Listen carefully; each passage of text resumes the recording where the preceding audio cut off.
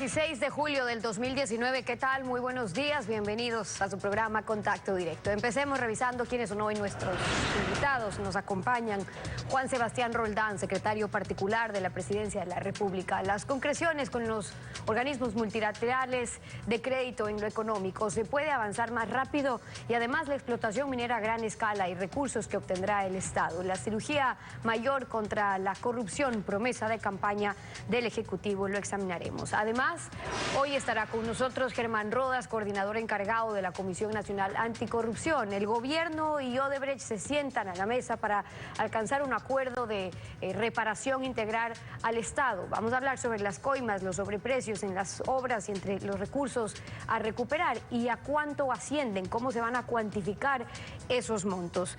Y hoy también nos acompañará Angelo Caputi, el presidente ejecutivo del Banco Guayaquil, para hablar sobre el BID, del Banco Interamericano de Desarrollo, y su plan BID Invest, que ha otorgado un préstamo por $50 millones al Banco Guayaquil, quien otorgará créditos a micros, pequeñas, medianas empresas. Las tasas de interés, parámetros, requisitos, lo vamos a revisar. Y el comité que evaluará a los 21 jueces de la Corte Nacional de Justicia empezará su trabajo este miércoles en medio de la oposición del máximo organismo de justicia. El Consejo de la Judicatura eligió a los 13 integrantes del comité que analizará el trabajo de cada magistrado. El Consejo de la Judicatura nombró el comité que se encargará de evaluar a los miembros de la Corte Nacional de Justicia. Estará integrado por Álvaro Mejía Salazar, Antonio Rodríguez Vicens, Corina Navarrete Luque, Giovanni Sacasari Aucapiña, Juan Carlos Mejía Mediavilla, Mariana Yepes Andrade, Pilar Sacoto, Ramiro García Falconi, Roberto Salgado Valdés, Rubén Morán Sarmiento, Teodoro Verdugo Silva, Víctor Granda Aguilar y Vladimiro Álvarez Grau. Los 13 miembros son especialistas en diversas ramas del derecho y profesores universitarios y se encargarán de la evaluación cualitativa y cuantitativa de los 21 jueces de la Corte Nacional. Esto pese a la oposición de ese organismo que aduce que la evaluación, como está prevista, viola los derechos de los magistrados. Pero Vanessa Aguirre, quien integra la veeduría que vigila el proceso, no concuerda con la posición de la Corte. Porque la Constitución dice que todo funcionario judicial, no se diga un juez del más alto Tribunal de Justicia Ordinaria, tiene que ser sometido a un proceso de evaluación. Un juez que es independiente tiene que responder. No hay forma de entender entonces esa posible oposición a un proceso de evaluación. Y por eso, para ella, el Consejo de la Judicatura debe seguir con la evaluación. Le corresponde demostrar en los hechos que este proceso de evaluación no es un mecanismo para sancionar o para disciplinar a jueces que puedan resultar incómodos, entre comillas. Los miembros del comité serán posesionados este miércoles y su evaluación, que se extendería hasta septiembre, definirá los jueces que se mantendrán en sus cargos y los que serán separados de la Corte Nacional de Justicia. La actualidad, los protagonistas, el análisis y la información en Contacto Directo. Hola Lenín, buenos días, ¿cómo te va? Muy bien, Estefi, amigos televidentes, un buen día para todos. La imagen del Ecuador se recupera. Es innegable que ante los organismos multilaterales de crédito, las acciones del gobierno nacional generan una suerte de confianza que se ratifica en créditos blandos que apuntalan proyectos sociales y coadyuvan también a poner en orden en la casa, tarea en la que el gobierno dice estar empeñado. Pero es complejo porque reducir el gasto social se traduce en despidos. Pero es complejo porque la sociedad no tiene por qué estar pagando salarios a miles de funcionarios que desarrollan funciones duplicadas o que llegaron a sus puestos simplemente como cuota de un proyecto político que demostró su inefectividad y sus uñas largas. Juan Sebastián Roldán, secretario particular de la Presidencia de la República, nos acompaña hoy en Contacto Directo. Es importante que una asamblea del BID se desarrolle aquí en el país. Su presidente dijo ayer que confía en que se están tomando las medidas adecuadas, pero existe la percepción de que se podría ir un poco más rápido porque no se lo hace. Buenos días. Lenín, buenos días a todas las personas que nos miran y nos escuchan. Efectivamente es una gran noticia que la Asamblea de Gobernadores del BID desde 1972 no había vuelto al país y es una muestra de cómo el Ecuador es un país confiable para el mundo. Están en el país más de 27 ministros de economía del mundo del mayor nivel, que son precisamente los gobernadores del BID, que discuten en una suerte de directorio qué es lo que va a pasar con la organización. Y no solo eso, van a elegir al presidente por un año que será el ministro de Economía del Ecuador. Es decir, salimos de tener relaciones con Bielorrusia, con Venezuela, con Bolivia, para tener relaciones con quienes pueden ayudarnos a salir de la situación difícil económica en la que estábamos, y por suerte esto demuestra al país y al mundo que el Ecuador va por el buen camino. El buen camino, un buen camino que podría quizás acelerarse. ¿Por qué no se lo hace? Siempre se puede acelerar, siempre podemos tomar otro tipo de ritmo, y en el gobierno tratamos de tomar las decisiones correctas. El presidente Moreno repite todo el tiempo, todo a su debido tiempo, y es por eso que ha logrado primero sanear la democracia, sanear las libertades. Hoy estamos saneando la economía en camino de la prosperidad, y sin duda podemos ir más rápido siempre. El presidente Moreno acaba de volver de Europa, se fue a buscar inversiones. ¿Regresó con algo en firme o solo con expectativas y promesas? De Italia regresamos con la intención de que ellos quieren invertir en temas de alimentos y en temas de energías limpias. De Francia, el presidente Macron expresó su intención de que empresas francesas sean parte del quinto puente, del tren playero y del metroférico en Quito, y de Holanda con posibilidades de apoyo en temas deportivos, en temas de salud. Es decir, cuando nosotros recorremos el mundo y visitamos a nuestros vecinos que nos van a brindar buenas noticias para la gente en el día a día, el país se da cuenta de que tiene un presidente que está preocupado por todos los días. Y de los tres países el compromiso para apoyar que se retire la visa Schengen a los ecuatorianos. Así es, el presidente preguntó directamente a los dos presidentes y al rey, y los tres países expresaron su apoyo al Ecuador para que se retire la visa Schengen para turismo a los ecuatorianos. Hasta el momento, las más importantes inversiones en firme que tiene el país son aquellas que provienen de las empresas mineras, pero esos contratos vienen desde el gobierno anterior. Ese no es el problema. El problema es que cuando se revisan los ingresos que dejarán esas concesiones, sabe realmente a poco. Lo invito a escuchar lo que nos dijo Augusto Flores sobre los ingresos que generará una empresa que entre en producción pasado mañana versus la contaminación que provoca.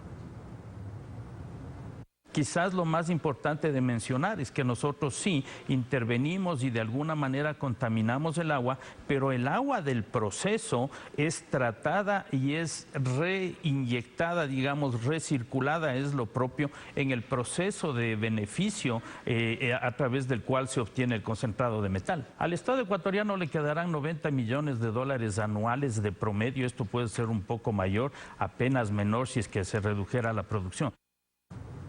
90 millones al año frente a los 2.853 millones de dólares que por concepto de exportación de crudo reporta Petroecuador de enero a mayo del 2019.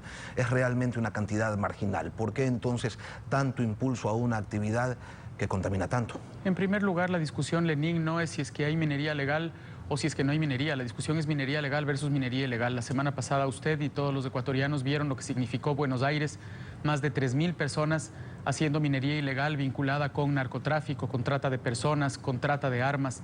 Es decir, esa es la minería ilegal. Y cuando hay minería, cuando tienes oro a 60 centímetros de la tierra, lo que pasa es que aquellas personas que quieren vincularse al crimen van y explotan el dinero que es de todos los ecuatorianos. La minería, al final, Lenín, es como haber encontrado o reencontrado el tesoro de Atahualpa, y de lo que se trata es de cuánta plata le dejan a la economía, no solamente al gobierno. Los dos primeros proyectos que van a salir, uno de ellos usted los mencionó, van a dejar al país 2.500 millones de dólares al año en el país. Imagínense, son 2.5 puntos del PIB, y el Ecuador tiene la certeza de que si es que cuida cómo esas empresas tratan al ambiente, cómo esas empresas tratan a la ciudadanía, y nosotros los controlamos con el cuidado y la decisión que el gobierno ha tenido, esos van a ser también decisiones que a los ecuatorianos los van a beneficiar en educación, en salud, en vivienda. ¿2.500 millones de dólares al año o durante toda la concesión? 2.500 millones de dólares al año cuando ya estén en su producción máxima. Inicialmente, como usted sabe, los procesos mineros están en exploración y luego van a explotación. Cuando están en su proceso máximo de explotación, solo dos empresas, estamos hablando de dos, van a generar 2.500 millones de dólares al año. Imagínense todo lo que el país se puede beneficiar en términos de empleo, en términos de bienestar, en términos de consumo, siempre y cuando, y eso el Ecuador va a ser súper claro, va a poner claras cuotas de cuidado al ambiente y claros espacios de respeto tanto al espacio laboral como a la gente que vive alrededor de estas explotaciones. En otro tema, ¿cómo va esto del acuerdo nacional que han resuelto en temas como la corrupción, donde hay mucho discurso pero no hay sentencias en firme, donde vemos que, por ejemplo, el director de la UAFE tiene cosas más importantes que hacer que acudir a la audiencia de juicio de uno de los procesos por el caso Odebrecht, de donde, según la Fiscalía, los brasileños transfirieron 47 millones de dólares a la empresa Diaselec y de esos 15 millones fueron destinados a pagar coimas a funcionarios del correísmo. ¿Qué está pasando? Todo el Ecuador sabe que el gobierno del presidente Moreno ha cumplido la máxima del presidente Moreno, de la cirugía máxima contra la corrupción. Es este gobierno el que ha hecho más de 1.500 denuncias, que ha llevado a que más de 20 exmiembros del gobierno anterior estén o presos o fugados de la justicia. Es decir, la lucha contra la corrupción tiene resultados concretos. Pero más importante, es el primer gobierno de este país que ha logrado recaudar más de 20 millones de dólares de la corrupción. Siempre puedes saber a poco, pero hay que saber todos los procesos legales que hay que seguir, y el Acuerdo Nacional está discutiendo precisamente cómo nosotros podemos acortar esos procesos para que el dinero de la corrupción termine en los bolsillos de los ecuatorianos, que es a quien se lo robaron. Porque es importante el tema de la corrupción, Lenín, y yo creo que es un tema que hay que decir, y es: si nosotros no combatimos frontalmente la corrupción, es posible que otros gobiernos lo repitan. Y para poder combatir la corrupción, el esfuerzo no solamente es del gobierno, que sin duda lo ha hecho, sino también de los medios de comunicación, de la libertad de prensa, de los ciudadanos. Y es en esa cruzada en la que nosotros tenemos la total confianza de que el Ecuador va a salir de ese gran mal. ¿Y dónde estaba el director de la UAFE, Leopoldo Quirós, que termina quedándose fuera de un caso bastante importante? Se lo pregunto porque la UAFE es una entidad adscrita a la presidencia. Lenín, la UAFE es una entidad adscrita y al mismo tiempo es independiente. Y como usted sabe, todas las instituciones del Estado tienen que presentarse o con la persona que es representante legal o con su delegado. Es lo que pasa con el SRI, es lo que pasa con el Banco Central cuando tiene un proceso. Es extraño que un juez, aprovechándose de que la persona no estuvo, salga con esta excusa lamentable de que la persona no se presentó y por eso tiene que tirarse abajo el proceso. Leopoldo Quirós ha puesto todas las quejas al Consejo de la Judicatura para que sea el procedimiento legal el que determine quién fue quien falló en este caso. A todo esto, ¿qué es de la Comisión Internacional de Expertos contra la Corrupción? ¿Han hecho algo? Sus integrantes son consejeros presidenciales, así lo dice el decreto 731. Ellos tenían 90 días para asesorar y fortalecer a las instituciones del Estado en temas de lucha contra la corrupción, para dar apoyo técnico, para articular con la sociedad civil el combate integral a ese mal, y resulta que le queda ya menos de un mes de funciones y no se ve nada. Lenín, nosotros buscamos personas que hagan su trabajo correctamente y personas que hagan su trabajo también autónomamente. Siempre sería más fácil buscar amigos del gobierno, que es lo que se ha hecho muchas veces en el Ecuador. Nosotros no buscamos eso, buscamos las personas idóneas de distintos países que con su trayectoria le garantizan al Ecuador que nos entregarán los resultados que la sociedad necesita. Nosotros lo que hacemos es respetar sus tiempos y respetar la autonomía que cité hace un momento. Sí, pero ustedes han recibido algún tipo de reporte preliminar, porque la sociedad no conoce qué es lo que está haciendo esta comisión de expertos, y créanme que es algo que preocupa, que faltando poco tiempo, el 13 de agosto, si no me equivoco, culmina ya su periodo, que se podría prorrogar por 90 días más, pero al menos el que originalmente le da el decreto termina el 13 de agosto y no sabemos qué es lo que han hecho hasta ahora. Como nosotros planteamos, después de 3 meses haremos los anuncios del caso. Será el secretario anticorrupción, Iván Granda, que hará los anuncios que hayan sido recibidos desde el gobierno. La misma comisión comunicará a los ecuatorianos los hallazgos y las propuestas que le hacen al país. O sea, pero sí se ha hecho algo. Se está trabajando todos los días, Lenín. No porque no anuncien es que no están trabajando. Al contrario, lo que están haciendo es trabajando silenciosamente para entregar una propuesta contundente al Ecuador. Bueno, la articulación con la sociedad civil al menos debería conocerse, ¿no? Y eso lamentablemente no se ha difundido. Hay que preguntarle a la comisión cuál es su trabajo. Nosotros como gobierno somos profundamente respetuosos de los procesos que esa comisión se marcó. Su opinión en relación a la situación legal de Ramiro González en Perú. Otro más que se nos fuga, es la percepción. Hay que preguntarles a las autoridades peruanas. El Ecuador ha hecho todo su trabajo, la Cancillería hizo las peticiones que tenía que hacer, la Corte Nacional de Justicia pidió la extradición. Entendemos que el gobierno peruano además desistió del tema de asilo político y unos jueces lo soltaron. El problema de la justicia es un problema generalizado en América Latina. La buena noticia es que en el Ecuador ya va a haber un proceso de evaluación de los jueces en el país que esperemos nos dé los resultados que nos dio el Consejo de Participación Transitoria, que nos entregó esas buenas autoridades que hoy día pueden hacer su trabajo en el país. ¿Para cuándo la segunda ronda de reuniones con Odebrecht y definir las reparaciones? La primera se llevó adelante con todos los poderes del Estado, que también es importante, Lenín. Estuvieron presentes procurador, contralor, fiscal y el Ejecutivo para sentarnos y que nos digan cuánto nos van a dar económicamente por el daño que le hicieron al país y cómo nos van a entregar quiénes fueron los responsables. En tanto y en cuanto el Estado no se sienta satisfecho en términos de monto y de información, no vamos a cerrar nada. ¿La dinámica es cuánto nos van a dar o cuánto les vamos a pedir? No, primero nosotros hicimos una petición específica de cuál es la reparación que el Ecuador cree necesaria, pero más importante que la reparación también es la información. Entonces tenemos que ver cuál es la cantidad de información que nos entregan y cuál es el tamaño de la reparación, como para ver si el Ecuador en términos de Estado, repito, Contralor, Procurador, Fiscal y Gobierno están satisfechos con lo que Odebrecht nos plantea. ¿Se puede llegar a esos acuerdos de reparación pese a que no existe todavía una sentencia ejecutoriada en contra de Odebrecht o de sus funcionarios? Pero sí hay procesos de Odebrecht que han terminado con la cárcel, la detención o la fuga de algunas de las personas del gobierno. Sin duda alguna, a nosotros nos corresponde ir lo más rápidamente posible y exigir que esa empresa le pague al Ecuador por el gran daño que le hizo. Juan Sebastián Roldán, secretario particular de la Presidencia de la República, gracias por venir a Contacto. Ustedes, muchas gracias.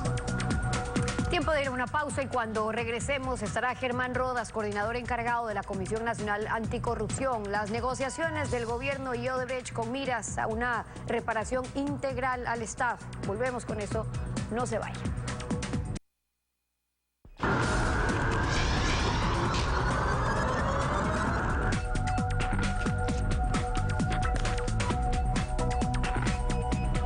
Germán Rodas, coordinador encargado de la Comisión Nacional Anticorrupción, bienvenido a Contacto Directo. Muchas gracias a usted, buenos días desde fin. Buenos días un saludo también. a todos los televidentes. Ya hubo esta primera reunión entre el Estado ecuatoriano y Odebrecht para la reparación integral que ofrecen. Integral significa que repare todas las lesiones causadas al Estado ecuatoriano, no solamente en el ámbito económico. A su juicio, ¿qué debería abarcar esta reparación? La reparación integral tiene que ser además en el tiempo. Odebrecht está en el país 3 décadas. No es que ha delinquido los últimos 10 años, no más. Estuvo su trabajo inicial con el tema del trasvase del Daule a la península de Santa Elena, así se inauguró, y allí ocurre que hubo alrededor de 80 millones de dólares de sobreprecio. Estamos hablando de 30 años atrás. Y hay una larga historia que por lo tanto tiene que ser cuantificada de manera idónea. Los organismos de control no pueden hacer un cálculo a ojo de buen cubero o decir lo que le acabo de escuchar al señor Roldán, vamos a ver cuánto nos dan. Eso es imposible, porque le quiero decir, aprovechando este momento, que por ejemplo, hay otro tema solo del tema Odebrecht. En la construcción en el año 2013 del acueducto La Esperanza El Aromo, que se me oiga bien, esta es una denuncia quizás nueva, estuvo valorada esta construcción en alrededor de 150 millones. Se presentaron las ofertas, muchos de los oferentes cumplieron con la posibilidad de ese monto, y a quien propuso 250 le dieron la construcción del acueducto. ¿Quién era? Odebrecht. Allí hay un sobreprecio de 50 millones, perdón, del 50%.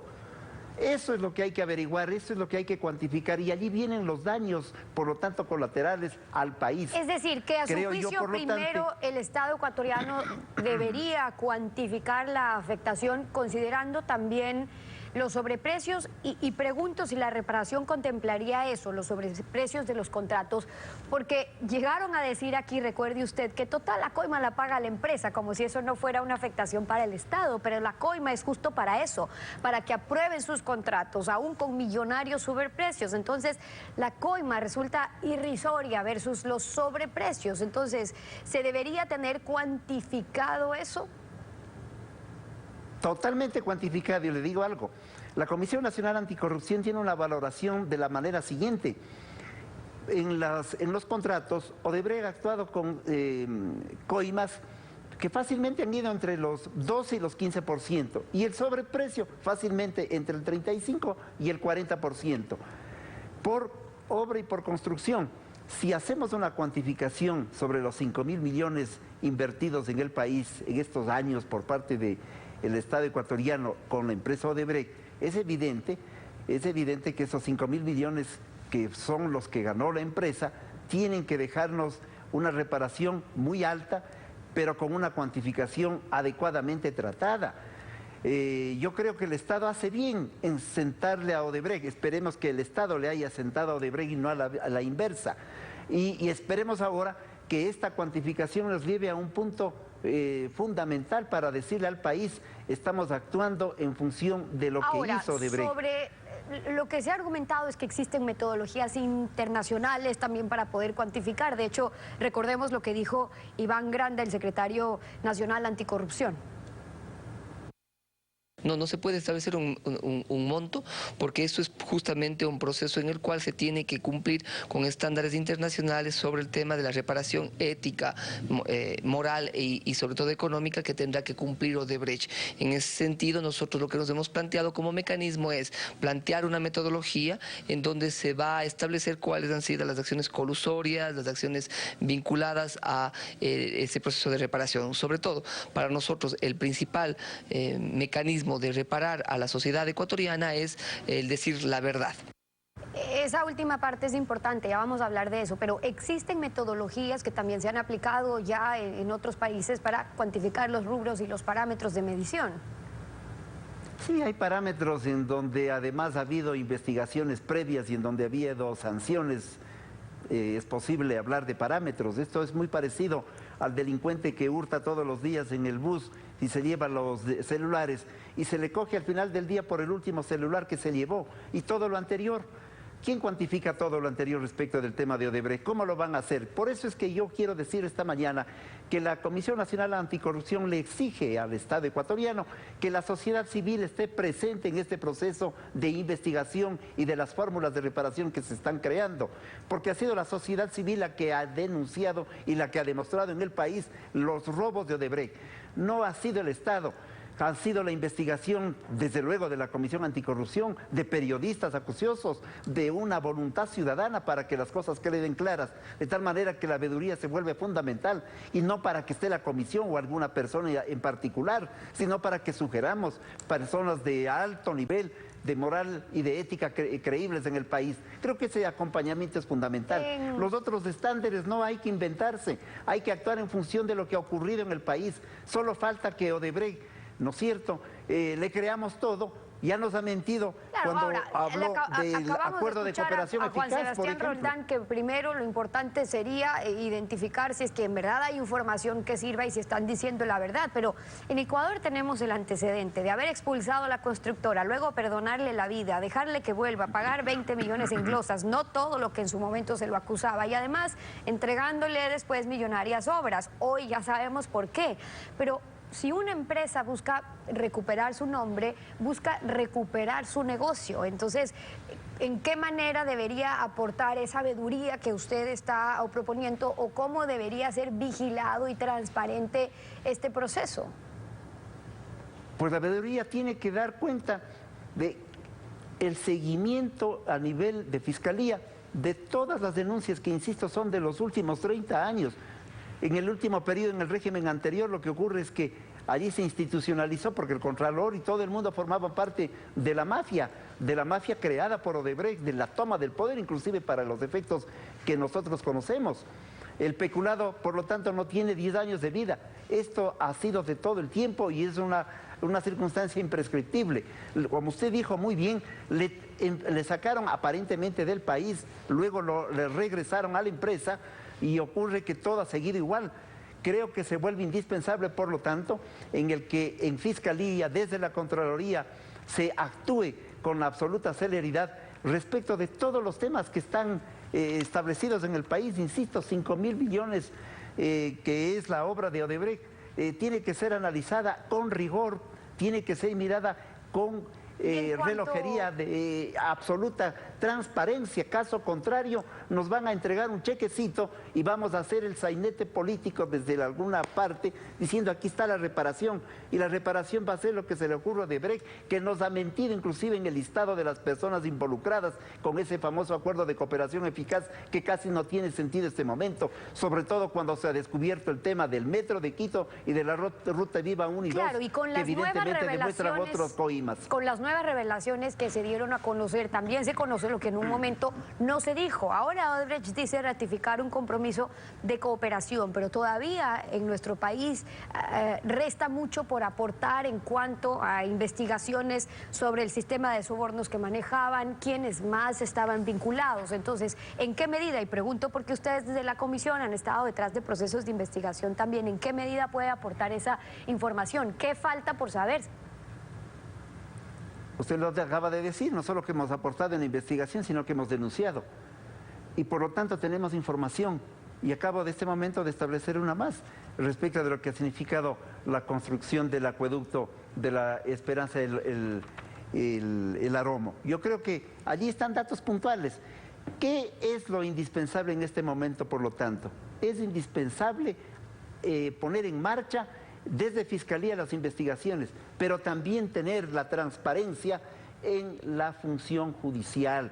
Por eso es importante la evaluación a estas personas, porque la mafia también extendió los tentáculos a ese nivel y ocurre que rápido, como en el caso del metro, por ejemplo, se hizo la auditoría correspondiente y se liquidó pensando que ya no se podía volver a reabrir el tema. Todas las funciones del Estado, de alguna manera, en los periodos anteriores han estado involucrados en este tema y hay que darles transparencia a aquellos que hemos actuado y al país que está atento a una circunstancia que no puede quedar entre cuatro paredes sin la participación de la sociedad civil organizada. Germán Rodas, coordinador encargado de la Comisión Nacional Anticorrupción, hoy en Contacto Directo. Muchas gracias por haber estado con nosotros. Gracias, Estefan. 7:30. Después de la pausa estará Angelo Caputi, el presidente ejecutivo del Banco de Guayaquil. El BID otorga un préstamo de $50 millones al Banco Guayaquil para créditos a microempresas, requisitos, parámetros, tasas de interés. Lo revisamos al volver. No se vayan.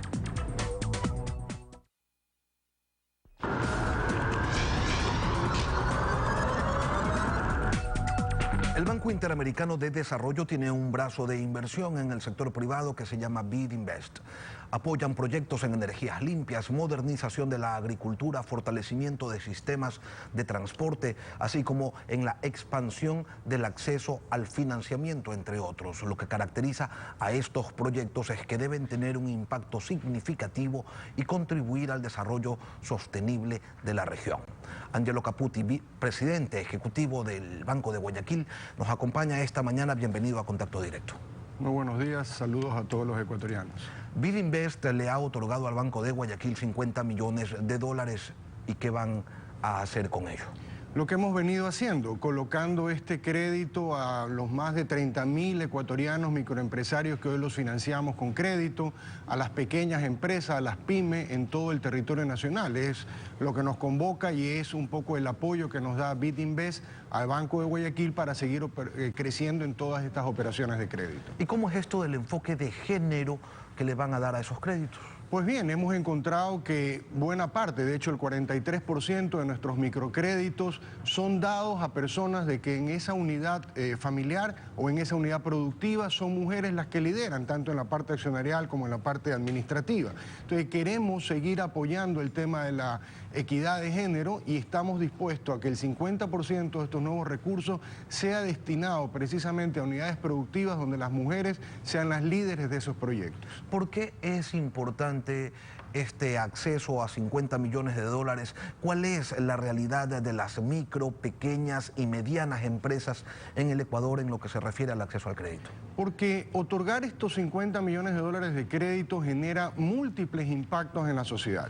En primer lugar, una generación de empleo, sobre todo empleo joven. El Banco Guayaquil está comprometido con todos los temas sustentables de las Naciones Unidas y ahí creemos que impactamos en el ODS de generación de empleo, generación de producción y sobre todo ayudar a salir de la pobreza a una gran cantidad de población que con el acceso a crédito, como ayer la señora Carmen, que la visitamos con el presidente del BID Invest en el suburbio de Guayaquil, se ha dado cuenta que ha podido crecer su negocio a través de los años que viene trabajando con el banco y creciendo y vendiendo cada vez más y generando solo ella más de 8 plazas de trabajo.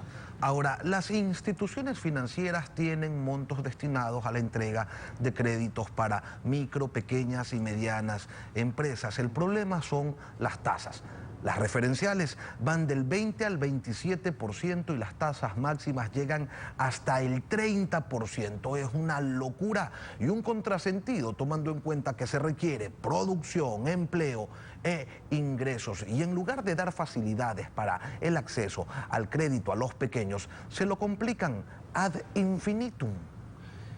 En el Ecuador existen más de 24 bancos y aproximadamente 500 cooperativas. Sería difícil pensar que con esa oferta de instituciones financieras dispuestos a prestar dinero, alguien pueda decir que no existe acceso al crédito. Yo creo que lo más importante y que de repente no vemos es que cuando conversamos con la señora Carmen el día de ayer, le dijo al presidente del BID Investment que ella tenía una amiga que antes le prestaba dinero. Y cuando le decía, bueno, ¿y a qué tasa le presta? Dijo que le prestaba el 20% mensual. El presidente del BID Investment le dijo, bueno, no era tan amiga. Y dijo, no, era una amiga que me prestaba y me ayudaba a crecer. Yo creo que el principal tema que tiene que discutir la sociedad ecuatoriana es el nivel de bancarización y sobre todo el tema del acceso al crédito. En el Ecuador el acceso al crédito ha bordeado los últimos años alrededor del 30-33%. Tenemos a Panamá, un país igualmente dolarizado, mucho más pequeño que nosotros, con el 100% del financiamiento del Producto Interno Bruto de toda la producción nacional. En Chile, más del 82%, en Perú, más del 60% y en el Ecuador estamos al 30%. Creo que lo que tenemos que discutir de fondo es el acceso a crédito. Lo que la gente quiere es crecer y que lo que parte de la sociedad no está viendo es que muchos de esos están financiándose a través del churco y es algo que debemos intervenir para precisamente darles oportunidad, darles acceso y que se bancaricen o se entren al sistema financiero, sea de bancos o de cooperativas, pero definitivamente el tema de bancarización es un tema que no ha sido tratado en la agenda ecuatoriana y creo que debemos de introducirlo para precisamente evitar ese churco de una tasa del 20% mensual. Sí, pero no podemos comparar la formalidad de una institución financiera con la ilegalidad del churco. 30% de interés en un microcrédito es una tasa alta. Por eso precisamente lo que debemos es cementar, así como se habla de la minería legal y el problema es la minería ilegal. Acá debemos de ser muy claros, lo que nosotros debemos de trabajar, todo el sistema financiero, con una modernización de las leyes que hoy nos rigen, leyes que durante muchos años no fueron leyes técnicas, sino leyes ideológicas, es precisamente eso que no combatió, el acceso al crédito y poder trabajar cada vez más en todo el territorio nacional. Nosotros en el año 2010 ganamos como el mayor y mejor proyecto de bancarización de América Latina, dicho por el BID, nuestro proyecto de Banco del Barrio. Nuestro proyecto del Banco del Barrio nos llevó a 219 cantones o ciudades en todo el territorio nacional con más de 6.000 puntos donde colocamos también operaciones de microcrédito. Eso es lo que quiere la gente. La gente lo que quiere y necesita es absolutamente acceso al crédito, acceso a las transacciones, acceso a poder ahorrar. Eso es lo que es un sistema financiero que deberíamos tender como sociedad a que llegue al 100% de los ecuatorianos. Pero ¿usted considera que estas tasas de interés en créditos para micros, pequeños y medianas empresas debería reducirse? Debería tender a bajar en base a una competencia y en base a algo que es fundamental y que no podemos dejar de verlo, que es el factor de riesgo. Las personas, cuando se otorga crédito a personas de relativamente bajo ingreso, el factor de riesgo, la potencialidad de pérdida es muy superior que colocar a empresas corporativas en el Ecuador. Ese es el tema que se debe de trabajar, la formalidad, no solamente desde el punto de vista de su unidad económica, sino que con el acceso al crédito no solamente viene el crédito, sino que viene capacitación, educación, y eso es lo que debemos de tender. Esas personas lo que necesitan es capacitarse, esas personas quieren ser en su pequeña tienda exactamente igual al gran supermercado. Debemos de llevar capacidades de pagos electrónicos, debemos de llevarle crédito a las personas que le compran esa tienda para que todo el sistema de pago no solamente vaya a la gran empresa, sino también a esa pequeña tienda de barrio, a esa pequeña unidad productiva que necesita crecer, así como ha crecido la gran empresa con otros medios de pago, como por ejemplo el tema de tarjeta de crédito. Los políticos suelen decir creo que la competencia es fundamental y ojalá que más instituciones financieras y sobre todo una mecánica donde podamos llegar al 100% de los ecuatorianos, le garantizo que hará reducir las tasas de interés. Los políticos suelen decir, a propósito del factor de riesgo al que usted hace referencia, que los pobres son los mejores pagadores. ¿Esto es solamente un discurso populista? ¿No es verdad? Los números mandan en ese sentido y valdría la pena, y hay datos públicos, y precisamente el día jueves en la Universidad de Espíritu Santo vamos a discutir con respecto a una banca del futuro y un proceso de bancarización. Definitivamente las tasas de interés en ese segmento corresponden a un nivel de riesgo superior. Y seamos muy claros, el nivel de riesgo superior significa que hay una mayor probabilidad de mora y hay una probabilidad mayor de un un no pago en el tema. Podemos expresar temas que pueden sonar muy claros, pero en la práctica definitivamente es un sector que tiene un nivel de tasa vencida superior a otros sectores de la economía y por ende tiene una tasa de interés más acorde con ese nivel de riesgo, que siendo bueno es simplemente superior. Insisto, el gran debate nacional que deberíamos instaurar en todos los ecuatorianos es cómo expandir, cómo desencadenar el crédito, sobre todo si estamos contando con una banca altamente capitalizada, una banca líquida, una banca con un buen nivel de patrimonio, técnicamente administrada. Deberíamos utilizar ese gran activo que es un sistema financiero sólido para desencadenar el crédito y para lograr mayores niveles de inclusión. Con esos 50 millones de dólares, ¿a cuántas personas aspiran ustedes? Seguramente si fuera solo en el tema de microcrédito estaremos tocando más de 15.000 nuevas unidades productivas. Cada unidad productiva genera alrededor de 5 o 6 empleos, entonces ahí podemos ver que vamos a estar impactando en aproximadamente 70.000 personas en el Ecuador. Usted habla de expandir la bancarización, para ello es necesario otorgar ciertos incentivos, como por ejemplo, ayer lo decía el vicepresidente de la República, reducir 1 o 2 puntos del IVA a las operaciones que se realicen con tarjetas de crédito o de débito. Yo no estoy seguro si el tema debe ser incentivo. Yo creo que lo más importante es una ley de acuerdo a estándares internacionales, no una ley ideológica, una normativa bancaria que, siendo altamente regulado nuestro negocio, y así debe de ser, permita técnicamente la expansión, con medidas claras que le den certeza para colocar créditos de largo plazo, sabiendo cuáles pueden ser las fluctuaciones de las tasas de largo plazo, pero sobre todo teniendo claro en que toda la sociedad ecuatoriana quiere una banca técnica donde no debe estar una decisión política o una decisión de gobierno, sino en beneficio y en solvencia de los depositantes de la banca ecuatoriana. Angelo Caputi, presidente ejecutivo del Banco Guayaquil, gracias por venir a Contacto Directo. Muchísimas gracias. Y así concluimos esta emisión. A ustedes también, gracias a su confianza y sintonía. Nos volvemos a encontrar mañana, Lenin. Será hasta entonces un buen día para todos. Buen día.